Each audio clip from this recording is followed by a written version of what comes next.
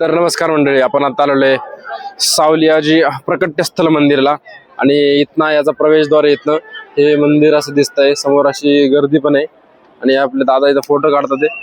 आणि ते दोघ जण तिकडे गेले ते त्याचे की त्यांना टोपी हवे, ते टोपी आणायलाच गेलेत बहुतेक. तर चला मग आता आपण दर्शन करूया आणि पाहूया कसं काय ते मंदिरामध्ये आणि आपलं दर्शन कसं होतंय ते बघू. चला. तर आपण आत्ताच सावल्या शेठजींचं दर्शन घेतलंय. आता आपण नवीन मंदिराला भेट द्यायला जाणार आहे. तर निघूया लवकरच मंदिरामध्ये. चला जाऊयात. तर मंडळी, आता आपण सावल्या शेठजींचं जन्मस्थळाच्या मंदिराला भेट दिली.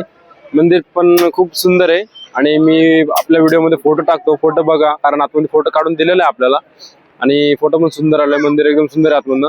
आणि हे बघू शकता तुम्ही बाहेरनं मंदिराचं पूर्ण असं आहे परिसर.